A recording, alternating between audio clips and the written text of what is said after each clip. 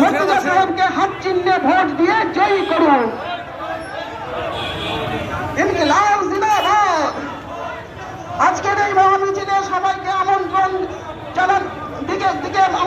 জানানো হচ্ছে।